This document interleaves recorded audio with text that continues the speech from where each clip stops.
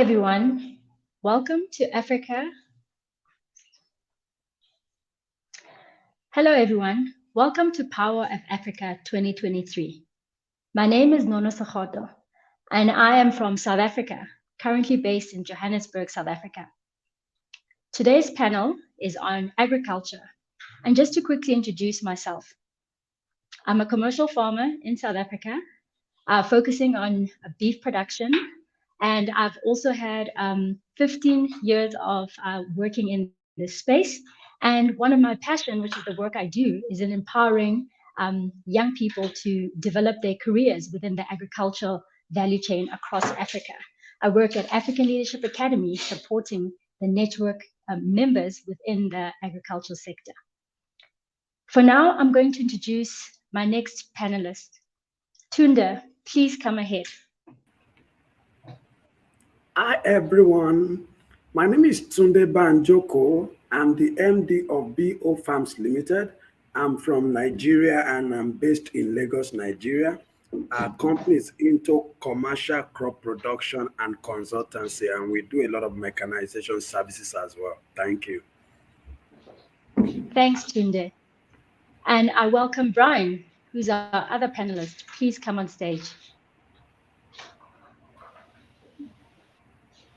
Hello, everyone. My name is Kosilati Brian Kani. I'm from Zimbabwe, Keke.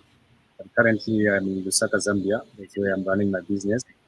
My business is called Junior Agripreneur of Africa.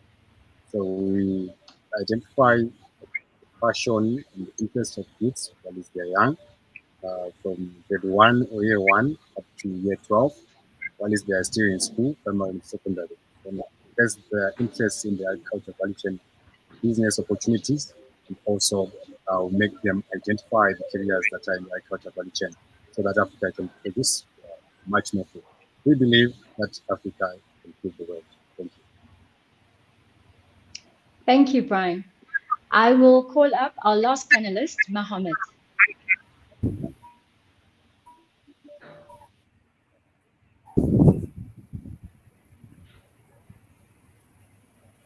Hello, everyone. My name is Mohammed Awal Abdallah. I'm from Ghana and I'm currently in Ghana.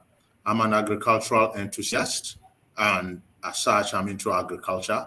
I work with Kama Agro Ghana Limited, which is a venture between Saba Holdings Limited and Premium Consultation and Association Canada. We are into commercial production of hydroponic tomatoes, which is being processed into tomato paste for the African market and also for export to Europe. Thank you. Great. Thank you, Mohammed.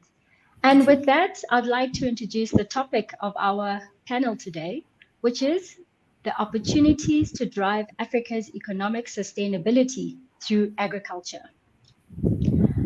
I would like to ask my first panelist, Brian. Brian, please can you, how can agriculture, education, and entrepreneurship skills in the agricultural value chain contribute to Africa's economic growth? It would be great for you to just share a little bit on that. Awesome, thank you. So we are looking at Africa, making sure that Africa produces more. We are looking at Africa having more food. We're looking at Africa being able to sustainably feed the world. So the models that we've been using in Africa mostly, if you look at it, is when someone is finished their secondary education, the primary education, that's where they'll start going to learn about agriculture.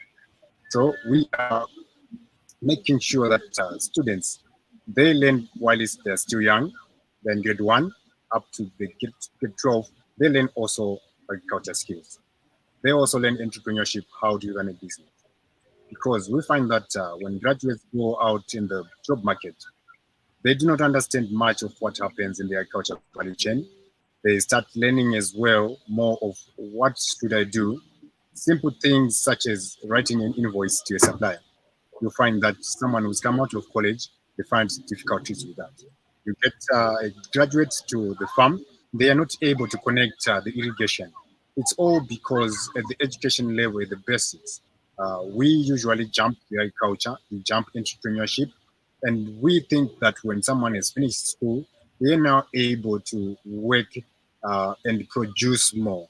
While it is converse, 70% is employed in agriculture. But if you look at every African GDP in terms of agriculture, it is quite very low.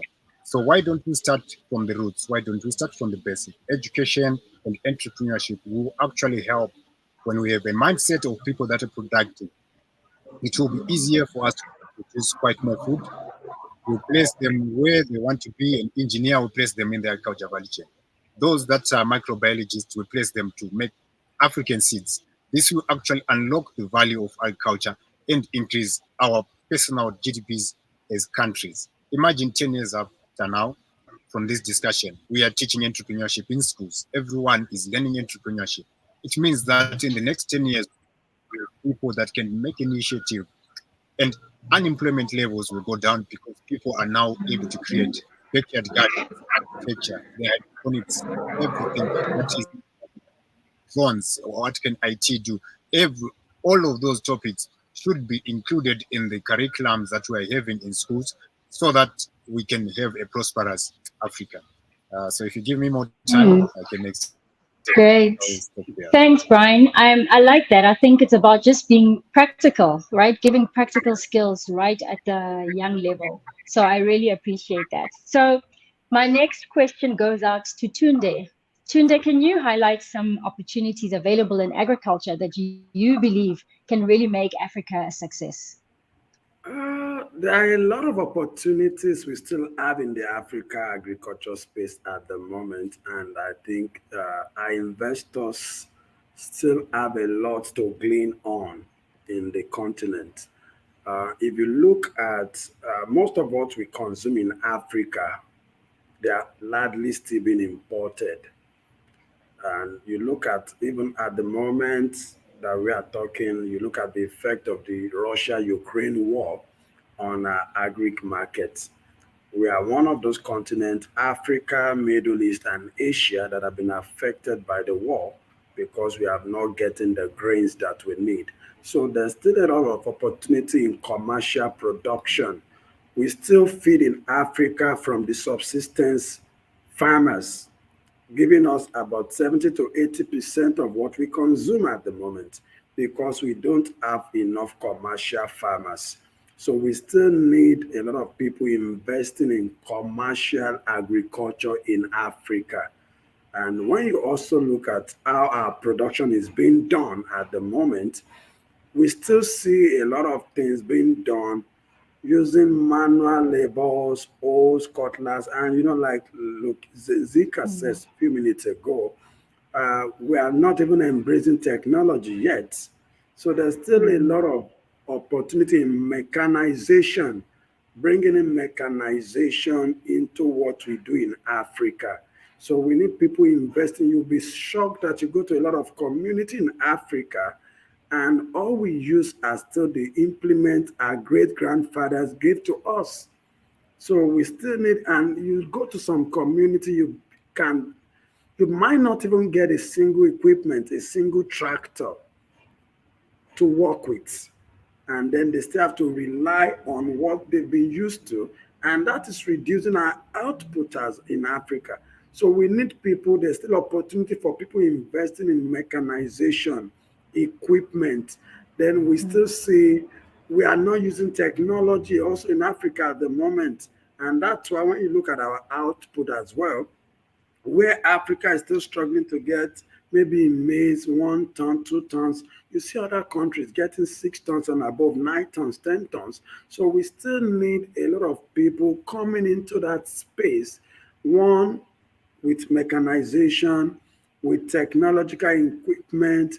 We need people with large scale agriculture, not the subsistence scale that we are still doing. Why we are still struggling with prices and food in Africa. You'll be shocked to know that some countries in Africa rely largely on imported food. Largely. Mm.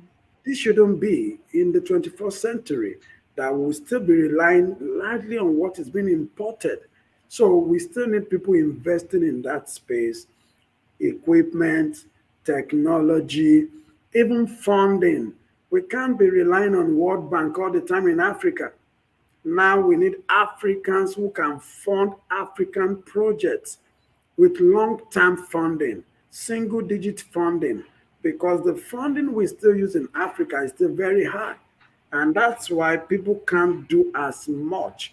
Even those who have the knowledge cannot get to the field because the funding structure does not support long-term agriculture at the moment. Because when you are talking of, I mean, double-digit interest rates, 6 months, 9 months, even 12 months is just by the corner. So we still need some investors in Africa who can invest and give long-term payment. Those are some of the opportunities. So we have opportunity for financing, mechanization, technology, commercial cultivation, and so many areas. I think Africa is ripe for that, and we should start talking about that. And because when you also look at why we are here, when we had this Maputo Declaration, I think that was 2003, that we said, okay, 10% of our budget in Africa should be going to agriculture. Just barely 5 or 6 countries have been following through to that.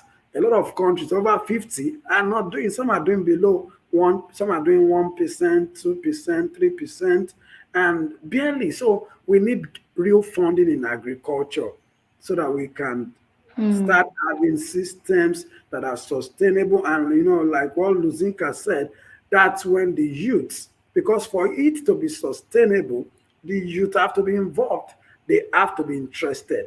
That's when we can. But if it's, you look at the average age of an African farmer, maybe 55, 60, with those age brackets, it's not sustainable. And the young ones are not interested in agriculture because they can see the link, they can't see things driving it, and they can't see technology driving it. So I think those are I areas think, of interest. I see. I hear. I think the things that are coming out very strongly in your comment and your answer is really driving production in our continent so that we start feeding ourselves. And that's something we all know very well. And you're right, and it's very specific things. Funding can open up, really can take us forward with many of the things that you spoke about. Funding from government level all the way to investors, who are coming in and bringing the right type of funding to actually provide us with the with the ability to drive the economy of agriculture, as you said. So thanks, Tunde. Very good points. And yes, I completely agree on that.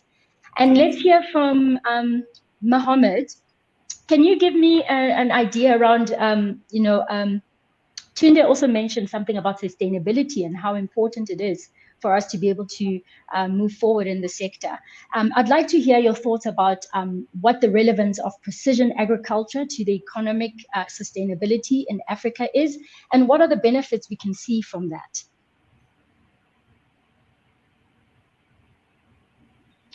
Mohammed? Okay, looks like Mohammed's network might be a bit slow. So let's go. We've got many questions. So let's see if we can go back to Brian. Brian, are you with us? Yes, great. It would be great for you to just let us know why is agriculture education important? I guess you had touched on that quite a bit, but I think maybe if you can focus on the sustainability part of this education, especially because that's really what we're talking about here in this topic. Can you give us maybe some experience or thoughts around that work where we're teaching young people around sustainability?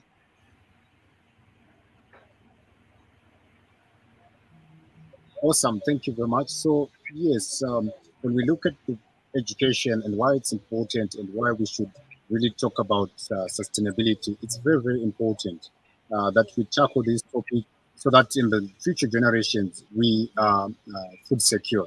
So you'll find that as I borrow from what everyone has said, especially what Tunde covered in terms of technology, in terms of mechanization in our farms, you'll find that there's a lot of apathy when we're looking at agriculture, all because at times people think that there's no sustainability And this is emanating from the education that we get from the young age. When you're young, you're told that the steps to success, you go to school, you pass, you get a job, and you live your life. And there's no way where people really weigh in how we can use our land. How can we use our land sustainably over long periods of time? You'll find that some of the ways that we grow crops in Africa have actually caused to have our soils deplete in terms of their potent. They are no longer fertile, or because of the way that we've been educated how to put fertilizers. Why don't we start talking about and thinking about regenerating the soils and looking at the soil as a habitat of a lot of biology, worms, you can talk about a lot of biota, you can talk about fungi that we've been destroying over years in Africa through the use of chemicals so that we produce food. A lot of land in Africa that we pride ourselves that it's arable, you will find that most of it currently it's no longer doesn't have that potence. So we are teaching the young people how do we sustainably keep our soils so that they go to the next generation, they also benefit in the same way that we are benefiting. This is where technology comes in, where we talk about do we have drones in our school curriculums, where children know that we can use drones to actually map the land, look at the soil, test the pH, put exactly what is needed in the soil. What is intercropping? How can we do companion planting? How can we do that so that we can sustainably feed ourselves first, then we feed the world? How can we adopt a lot of technologies such as precision farming? Why don't we put water exactly where it is needed? Because you'll find that a lot of quarrels in villages are because of water for the goats, water for watering their gardens. And why don't we have young people starting Arduino project where we can have technology that tells a farmer when to water? Thereby, if they know when to water and what time to water using an application, they are able to save water and the quarrels for water will change because once farmers ground will always be wet and they are not fighting for the same water because they cannot see it on top. Why don't we tell them that in regenerative agriculture we need to cover all the ground? We need to dig where we are supposed to dig. We are burdening some of our parents by the methods that we give them, such that when young people see agriculture, they see this is toiling. Let's use methods where our children, if they're interested in engineering, let them make tools in school that we can fund as government, make tools and say, this is a heavy job. Make them dig from here to the end of the field. Then say, did you like that? If not, now make an African tool that can quickly dig from here. And thus we are talking about sustainability. Now everyone is taking care of the environment. The environmental friendliness is there. The easiness of doing a job is there. We're not using a lot of energy in doing a small task that can be done by a machine in a minute or in less than 5 minutes. We have classes at where we can teaching children how do you code a robot. First world, they are using robots to harvest, and people are using are concentrating on productive tasks that are not just redundant. You are repeating the same thing over and over again, and you are making mistakes. So we are showing the children that you can code. I can code. You can code a drone to go and spray a field. And imagine a drone can just do 1 hectare in 5 minutes. And us in our knapsack sprayers, we're going, you go and fill a drum, you come back again, you go and fill a drum and come back again. And you're saying a young person should go there. It becomes very difficult. Well, why can't they have a drone that sprays? Then business and build a business around it. And we spray exactly where we need to spray because drones can make you go and spray in the corner where the field is affected by diseases. Now, when we find like in tomatoes, tuta absoluta, we're going to spray the whole field, and so that makes sure that we are using more money on chemicals. We are spraying more chemicals on our soil. We are destroying our soils. Why don't we use drones to make sure that if there is aphids, our drones are throwing in aphids? Why can't we show young people that you are doing a farm where farmers that have problems with aphids and do and buy ladybirds from you that go and eat the aphids? there we are creating a biological way to do the things. Then we are talking about climate change and Yes, carbon dioxide. thank you. Wonderful. Yeah, no, Yeah, I thank you can very much, continue. Brian. I think I know, trust me, I feel the same way. I've also got a lot of information that I'd love to just share. But I think just to take something that really speaks to me in what you were saying is being able to encourage young people to understand the skills that they have that they can bring into the sector, that can be developed and Yeah. to be appropriate to what we need to develop.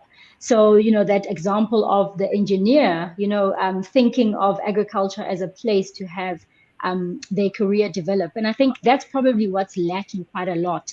I feel like in the work that I do is really providing that exposure around the various opportunities that young people can really immerse themselves and use the skills that that already excite them. Because sometimes, as we know, agriculture, they thinking one way, which is what you described, which is this very difficult job that needs to be done. But the idea is to show them, hang on, the skills you already have, come use those in the sector to improve and to really contribute to success in the sector. So thank you, Brian. I appreciated that. And thanks. I see Mohammed is back. And Mohammed, Yes. we had actually touched on the precision agriculture. So I think Brian actually mentioned quite a bit there. But I think what would be great is to just hear your thoughts around how you think it would really benefit our continent if that's what we were focused on, precision agriculture. If you've got some words to share on that, I would appreciate that. Yeah, very well, as you rightly put it. So, precision agriculture is also known as smart farming or precision farming, as other people call it. And this is an advanced approach to agricultural management that uses technology and data to optimize farming practices and increase efficiency. So you realize that it involves the precise application of resources such as water, fertilizer, pesticides, based on real-time data and analysis to maximize output while minimizing waste and environmental impact. So in precision agriculture, definitely we have certain key components which include one, data collection, data analysis, variable rate technology. So with data collection, we have various sensors, drones, satellites, and other technologies which are used to collect data from the farm, including information about soil conditions, weather patterns, crop health, and know, growth rate. So on data analysis, you realize that the data collected will be processed and analyzed using a kind of software or sophisticated software to gain some valuable insight. So under precision agriculture too, you realize that GPS and GIS technology are highly utilized. I mean, global positioning system and global geographic information systems. So with that, we have certain benefits. In using precision agriculture, we have benefits like, increasing crop yields. Because in using that, you realize uh, there will be optimization of resources and addressing of specific crop needs. And therefore, precision agriculture can lead to higher yields and improve overall farm activities. And furthermore, another benefit of it is that there is reduced input cost and there is environmental sustainability. So that's just a bit about Great. agriculture. Very, very practical. Thank you very much, Mohammed. And I guess that makes a lot of sense. I mean, who doesn't want to have less input costs? Yeah. But I guess there is that upfront investment in the equipment. That's something that we obviously are still thinking about here on the continent. But I really think the fact that there's benefits that are long term, I think that's important, especially on the environment, especially on the land itself in the long run. And I think if we can all kind of have that in mind, then we will go a very long way. Thanks, Mohammed. And let's go back to Tunde. So Tunde, you mentioned finance as one of the big inhibitors for us to achieve this potential in agriculture. What are the other major challenges that you think are still inhibiting us to really achieve that economic success on the continent, especially looking at agriculture? I think looking at the African space, one of the things that is still really a major issue for us is policy inconsistency. When you look among African countries, uh, an investor wants to be sure of what will happen in the next 3, 4, 5 years. How predictable is your currency, uh, your governance structure as a nation? But when you look at most African countries, our policies have not been consistent. When you still see a style of, we are still struggling between democracy, the militarization, and even some African countries who claim to be democratic wants to become autocratic. A tenure of 5 years or 4 years, you want to turn yourself to a life president, the third time, fourth time, fifth time, until you become a monarchy. And that does not give comfort to an investor. So policy inconsistency has been a major issue in Africa. In Africa, they tell you this on Monday. Before you go back in few weeks, the policy has changed. So we need to start getting consistent policies that gives comfort to even the practitioners, not even just to the investors, even the practitioners, the farmers needs to be sure. And that's why you see all over Africa, the young ones are running out, running to the Western world because the policies are not. And why are people pulling out of Africa? They are not sure of what tomorrow looks like. So we need Yeah. this. Most people are not. You see, Mm. in the 60s, in the 70s, when anybody leaves Africa to go study in the West, immediately after they are studied, they are back, coming back. But now, once they go to study, they don't come back. They are even now in Africa, people are using all sorts of routes through the Mediterranean routes, risking their lives just to escape out of Africa.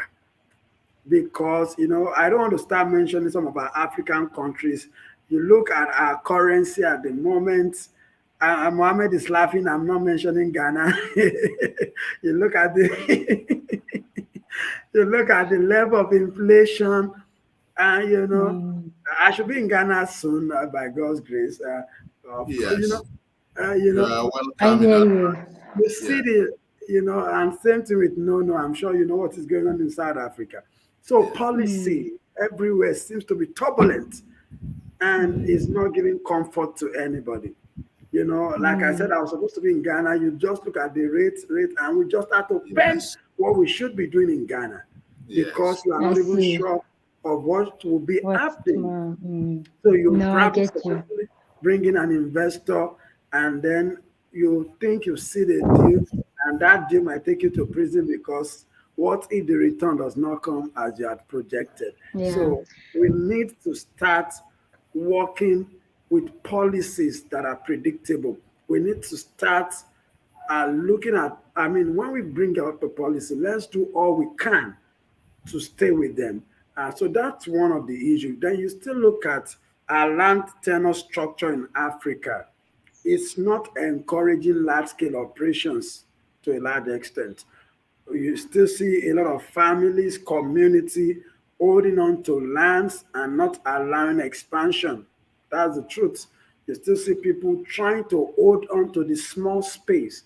People in Africa, we are not seeing a lot of collaborations among farmers, even in the same country, in the same state, and all that. So that's still a major issue We are not having enough collaboration.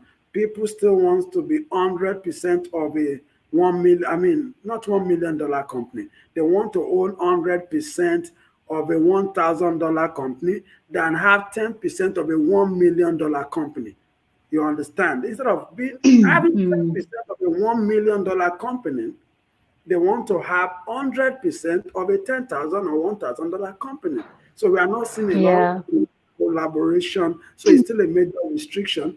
And then when you now also look at our intra-African agricultural trade, is still very low. Africa, we are still doing less than 20% amongst ourselves. But you go to a place like Europe, they are doing about 69%. You go to a place like Asia, they are doing about 59% trading amongst themselves. Here in Nigeria and in most African countries, it's cheaper and easier to trade with Europe, Asia than trading with your next door neighbor. And that is limiting Africa. I should be able Yeah. to take my product to South Africa with little or no barrier. I should be able to take my product to Zimbabwe with little or no barrier. But we still see a lot of bureaucracy. Africans not trading with Africa.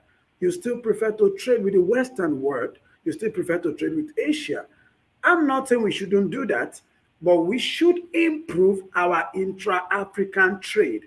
That will take us, that's when we can be sustainable as a continent. And that is why they are fighting in Europe and we are affected in Africa. If we have been trading with ourselves, if we have been encouraging, doing a lot of collaboration amongst ourselves, but we are still being myopic, if I may use that word.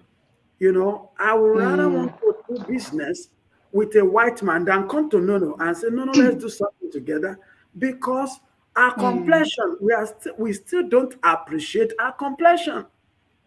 But what do Yeah. we see? I think Tune, you've made some really good points. Like, I think the four that just stand out right there, intercontinental trade is important. Now, no one should, dispute that. And for the sector itself would be amazing. The other point that you highlighted earlier, obviously policy, stability in our countries. And you're very right. And I think for us, what has been a big struggle is even some policies are good, but they're not implemented well enough. Yeah. And when the next government comes in or the next president or whoever, then they change them again. So I think that's something that frustrates me the most. It's just, can we get that implemented in the way that we can see there's an opportunity to do right. So in the agricultural sector, it's very, very critical. And I appreciate those two that I just highlighted. I'd like to bring in one of the speakers. Mohammed, would you like to maybe touch on some of the prohibitive issues on your side that you see that is really prohibiting agriculture to be successful in this continent? And even some ideas of how it should be, how we should run it. I can't hear you. Can you come again? I was saying, please give us some ideas of issues that you see, challenges that are prohibiting African agriculture to be successful, and what you think we should be doing to succeed.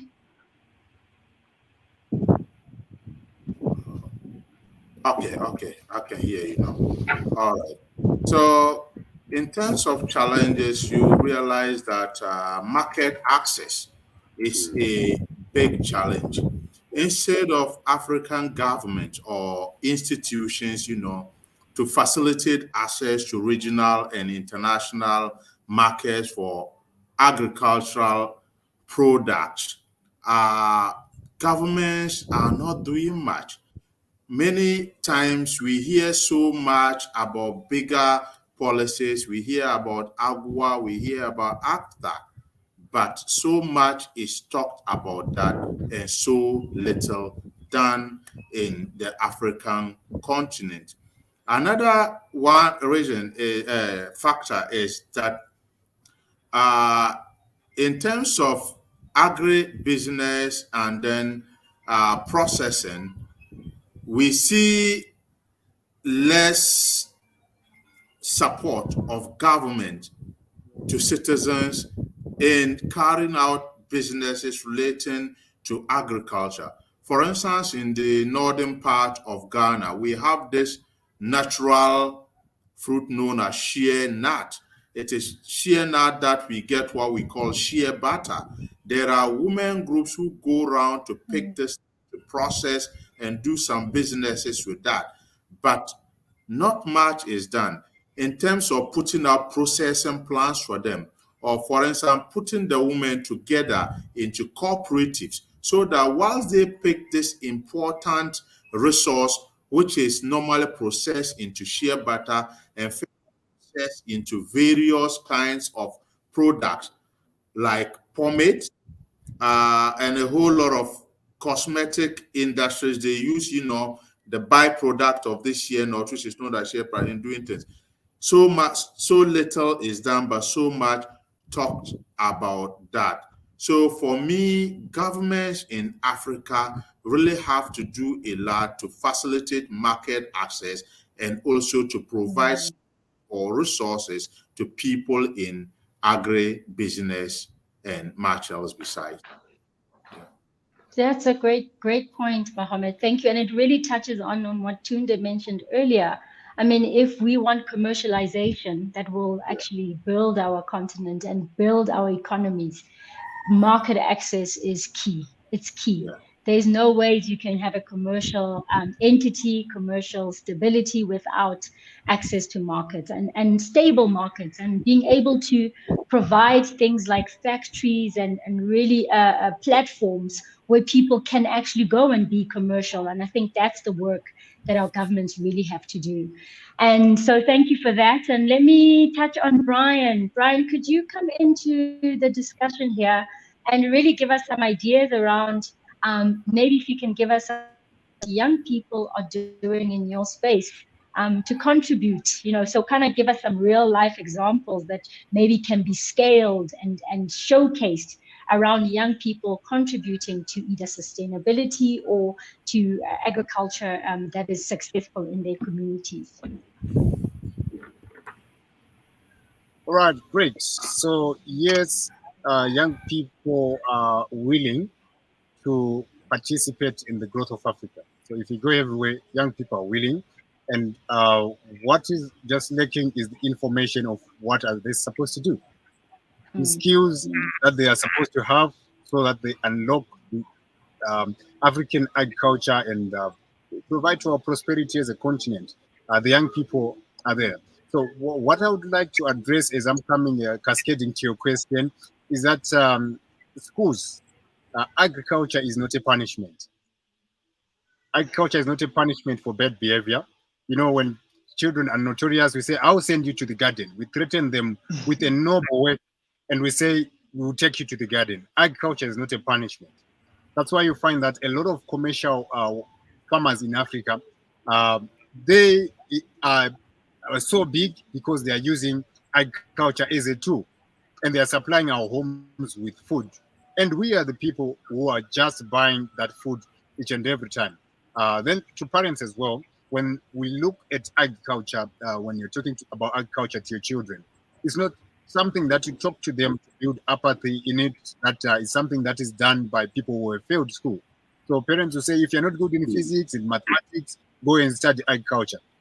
You are bringing those children to agriculture because you think that agriculture is very simple or there's no physics there. There's a lot of mathematics. There's a lot of physics there. There's a lot of everything. A tractor cannot be built by someone who's not competitive. We need the intellectuals that are so good to be in agriculture so that it's sustainable. You go to Israel, you say, what did you study? I have a PhD in this, and they are growing food and they're sending it to Africa. I have a PhD in engineering and they're agriculturists. So let's agriculture to see that these students can do that. And the other thing that I want to address is that business does not start when you finish school. The children are supposed to do business while they are still at school. So in our courses, if you go to our Facebook page, Junior Entrepreneur of Africa, you see some girls that are delivering microgreens to a restaurant. and they're earning the money. That's where we are building the financial capability. My friend Tunde is talking about intra-investment. We can also create value from here. We export those. So those children, we connected them to a restaurant. It's called the Villagers Restaurant in Lusaka. It's in Leopards Hill, where students can go and supply and earn the money. Then we now talk about how do you invest the money? How do you protect? And if your business is supposed to grow, now how are you bootstrapping as a group of girls? And we're talking about children that are growing mushrooms. Mushrooms are so high value, they're grown just in a room, and it takes 30 days to grow if it's oyster. Then they are going straight to the market where they learn how to write an invoice. Believe you me, some people that are coming from university, if you say just write an invoice, it's a huge challenge. They don't know what it is. How do you supply a shop? They do not know that. And it's coming out of our education is cream, pass, then get a job and so forth. It's not effective. We really need a project-based approach in terms of learning where people are doing it real, they are experiencing it before they go there. You'll find that children in China, they're learning about robotics, they're making watches and so forth. And they've made their homes mini industries where they can produce all those technological devices. Here in Africa, we have land, we have water, everything is there. If you go to the rural areas, people are hungry, but there's land, there's also availability of rivers and so forth. They are there. What's the missing link is the education that we are giving them to show them that you can build a London in the backyard of your house by producing food and getting it to the markets. Where you also spoke about technologies that are there. Let's teach the children the blockchain, where a farmer can actually track their produce. It goes to high value markets. They earn good living. It all starts from school, and that acts as a diffusion now to the community. Mommy, I've learned this. Do you know about carbon credits? Do you know we have a big farm, we can grow trees? Let's grow macadamia and we do the carbon sequestration and we earn the carbon credits. That is coming from the school. So let's change the thinking of an African child, of an African young person, so that in the future, our generations then are good to the earth. We always talk about we want to leave this earth is sustainable to our kids. But are we preparing the kids to be sustainable to the earth as well? Thank you. Great. Thank you so much, Brian. And because of the work I do, I always want to hear how are we encouraging and bringing in youth in these discussions. So regardless of where I am, whether I'm at a board, where I'm talking about state issues that need to be developed for agriculture, we need to make sure young people are brought along.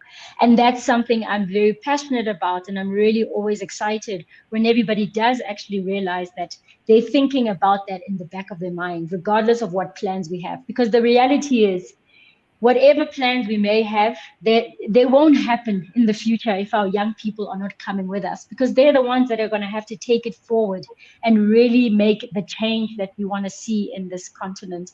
And I think issues such as sustainability and agriculture being one of the, the leading economic activities in our continent, if that can be in the front mind of our young people, then the continent has a very bright future. And so I always appreciate that. And so we're almost at our closing, and I would like to just get some, overview around what we give us some thoughts, Tunde, around today's discussion, and just close off 2 minutes, 1 minute and a bit, just to give us your over closing for today.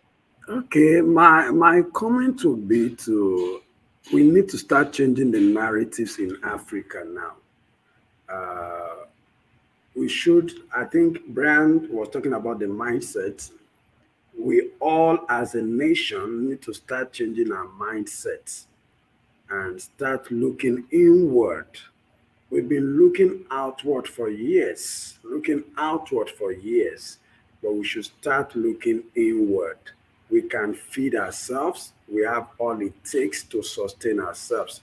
And like what Brian is doing and what you are doing, is to train the young ones, make that industry attractive, get the right equipment, let them see farmers. Brian was talking, I'm not sure we looked that for seeing us now, do we look that poor? We don't look malnourished.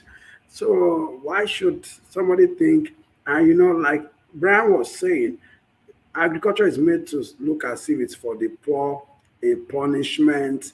Government to say empowerment when they are looking for what we use to encourage people to say, okay, we empower them. So it's a vocation, it's a business, and we should think of feeding ourselves. We should stop looking outside. And for us here in Africa, let's start doing business with ourselves. Thank you. Thank you very much, Tunde. And if we can have your closing, Brian, I would appreciate that. Thank you. Wonderful, thank you. So as Africans, we need to understand that no one is coming for us. So there's an author in Zimbabwe who always writes about no one is coming for you. Really, really no one is coming for us. We are looking at investors coming from abroad and so forth. And we're always complaining, they've done this to us. They've taken our gold. They've taken our what? Where are we when they're taking all those things? What are we doing to stop them? What are we doing? Who is them? And who are you? What have you done? We are good at complaining and blaming other people for our things that we should really, really take responsibility for. We are Africans. We need to rise up. We need to be sharp. We need to really think and make sure that we practice the little that we have, we turn it into value. Look, Samsung as a company produces about over 230 billion of revenue a year. And a country that is gold, diamond, and everything, it produces 22 billion. I'm talking from the country where I'm coming from. Zimbabwe is 28 billion. Zambia is 22 billion. And we think that is them. Who are those? Let's take initiative. First, by feeding ourselves. We can't be complaining about food when we have the land. So, yeah, my thoughts are to Africans, let's rise up. Let's take charge. Let's stop thinking that someone is coming to make a machine, a tractor for us. Someone is coming to do seeds. We're complaining, writing a lot of essays about how bad the seeds that we get from other continents and so forth. Where are ours? Who is there? Where are our microbiologists? Where are our engineers? What are we really teaching them? What are they really doing in those after those courses? We have professors, we have everyone. Let's really, really take charge, and it starts from education. It starts from education. I submit. Thank you.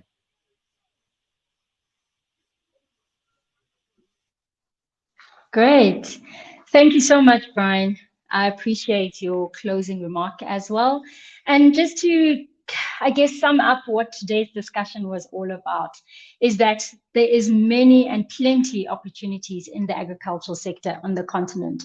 And it's just up to us. It really is up to us, the Africans, to take the opportunity to make things happen in our community, with our governments, with our young people, educating others around us, our community, linking and really finding those who are educated like us, who understand the sector, to also share with those that aren't aware, because we are the ones who are going to make this change for us. And I think that the other point you made, Tunde, around just changing our mindset and looking within ourselves, because we do have capacity. We are capable of making our own seeds, having our own tractors, and really changing this economy for ourselves. And so thank you very much for today's discussion. Thanks to the panelists, and thank you to those who are watching today's panel, which was on agriculture. And thanks to Power of Africa for this opportunity to share what we really value and are passionate about: agriculture. Thank you. Bye.